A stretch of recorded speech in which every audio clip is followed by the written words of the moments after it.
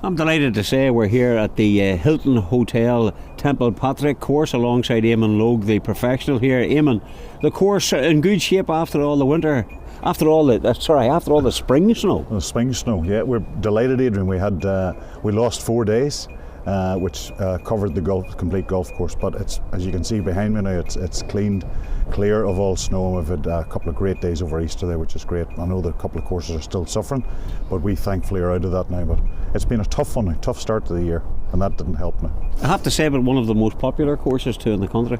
Very much so, very much so. It lends itself because the design, it means that we can set up a golf course that it's very friendly to all levels of golf. All handicaps can come here and enjoy it. There's a few water features that can get in your way if you're a little bit wayward, but for most people coming here, they really enjoy the experience. Nice flat golf course, not too tiring, nice big greens, and certainly anybody comes off the golf course, they're not, they've always got a smile on their face, let's put it like that, most times. You're steeped in the game. Yes. And obviously Northern Ireland, with our success with the likes of McIlroy and McDowell and Darren Clark, has been classed as Northern Ireland the home of golf. But what is the standard of golf, and what is the participation levels at the lower level, at the ordinary punter level, Eamonn? Well, it's as far as I can see, Adrian, it's still a growth sport as regards the younger generation are concerned. We know that obviously with our financial times at the minute, there's a lot of people are struggling to maybe pay memberships to keep their membership at certain golf clubs. With Rory coming along, with Graham, Darren, Gareth Maidman, Michael Hoey, Shane Lowry down south, they're keeping Irish golf to the fore, and everybody's really interested in that side of things. So the younger generation, we see a big growth in that side of things. Along with that, the GUI and the PGA are formatting programs that are putting children in a position where they understand what they need to do to reach that level. Their strength and conditioning programs, they've got their dietitians, and there's an awful lot of money being put into grassroots golf, which is fantastic. And from that we can see that younger kids are coming along and they're getting better and better. They're more aware of what they've got to do, they're more knowledgeable, and for Irish golf, that has to be a good thing. It can only go on the up and maintain its level of professionalism at the minute. You talk about grassroots, are there budding stars here at the likes of the Hilton and in other courses in Northern Ireland? Well, we're fortunate here at Hilton. We had two young men, one being my son, fortunately enough, JJ, who won the Ulster Under-13s in Shandon last year. Reese Black, who's a member here, won the Leinster Under-13s. And for that has given the chaps here, the young lads here, the onus to go out and practice a little bit more. Around Ireland itself, you see that currently we've got the west of Ireland going. The cut-off point for 61 of the players was scratch, which in itself is fantastic, just phenomenal to see that level of handicap. Scratch, I'll never see it. I know you have the talent, it's the commitment, Adrian, that's what we're looking for. But to see that level is fantastic. 61 players within Ireland reaching a scratch handicap. It's almost unheard of, and certainly it's getting lower and lower as the years go on. So that just shows you how good the Irish golf is at the minute.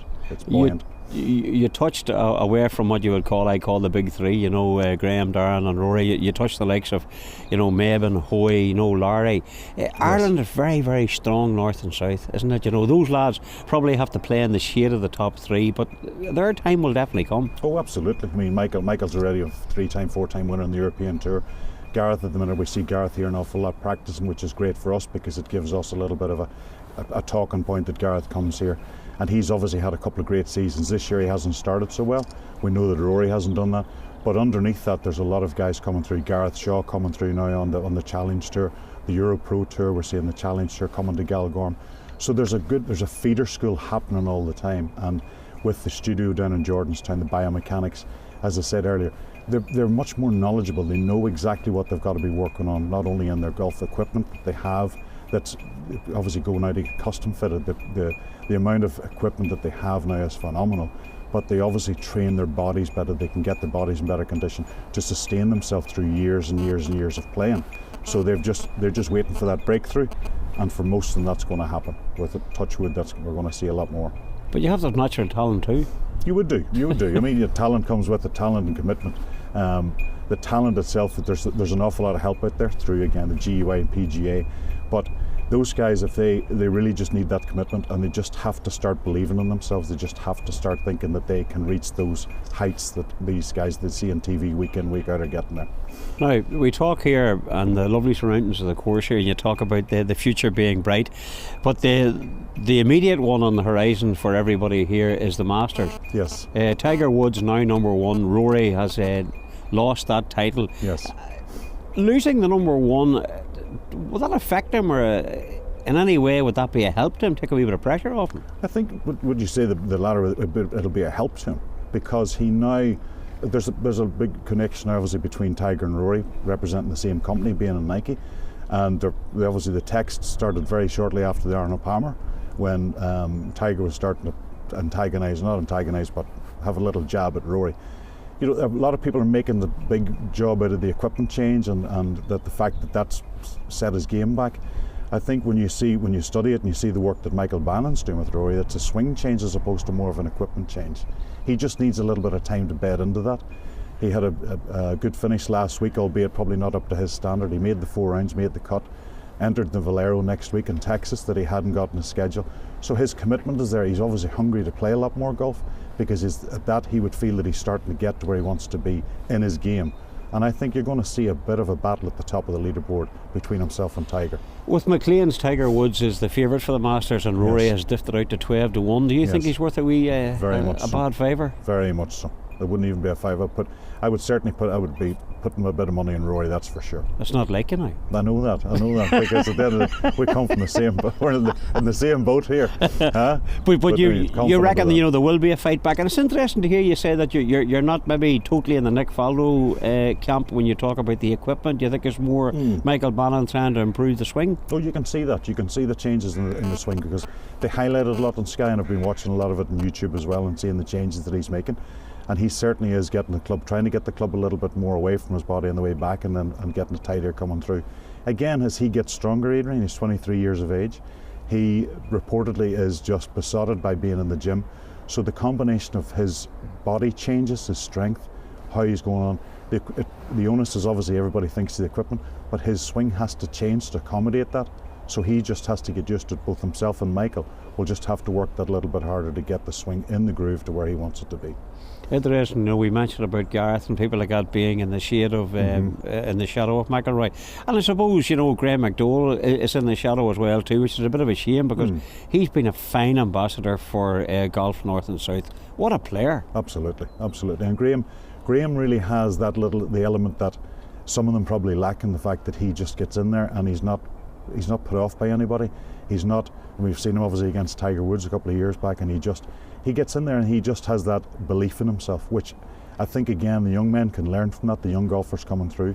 You got to believe in it. He probably hasn't got the prettiest swing that's going out there, but at the end he makes it work for him, because he's got that self-belief. He's got the commitment that his game is as good as anybody's. He tends not to do well at the Masters. He's quoted at 50 to 1 with McLean's. Is he worth an outside bet at 50 to 1, or do you think it's beyond him? It's a good each way bet. I would certainly, if the top odds, I'd say probably top 5, top 6 would be a great result for Graham if the Masters. His putting is as sharp as ever, and we all know it's a putting game in the Masters. Wide fairways, getting the ball in the right position on the greens. I can't see much past Graham. If you talk about the top putters in the world being Steve Stricker, Graham McDowell has to be in there in the top 5 putters on the US Tour. Eamonn, I was going to say to you there, whenever you take a look at the rest of the field, Mickelson is 12 to 1 and all the obvious various contenders. You think Rory is going to really mount a massive challenge at this event, but who else would you look for? Like Woods certainly is in form, isn't he? Woods is definitely in form, and just the name that I mentioned there recently was Steve Stricker, who's got a very restricted schedule this year, playing 11 tournaments this year. He wants to spend more time with his family. But on the evidence of how Steve Stricker's been playing recently, he's a much more relaxed character. And as we know, he's obviously helped Tiger Woods with his putting, which has helped for the resurgence of Tiger's game. But Steve Stricker, again, has to be one of the bets. You think if he's there or thereabouts come Sunday in the back 9, I hope I've got some money on him, and that's for sure. Interesting sitting here, your eyes are dancing there. You just love the sport, don't you? Absolutely. And again, this is obviously the first major of the year. Everybody loves to see the Masters. I think everybody can remember growing up as a child when you see the Magnolia Lane, them driving in, and it's just, there's something magical, because that tournament stays at one venue the whole way. But for any golfer, that's the start of the season. That kind of earmarks it where you think, right, let's get the clubs out and get going again. So we're off now for one practice round, and I'm going to be a scratch golfer by 2 o'clock this afternoon. Adrian, the talent is just oozing out of you, honest to God. Always a good liar, Eamonn. Fair play to you.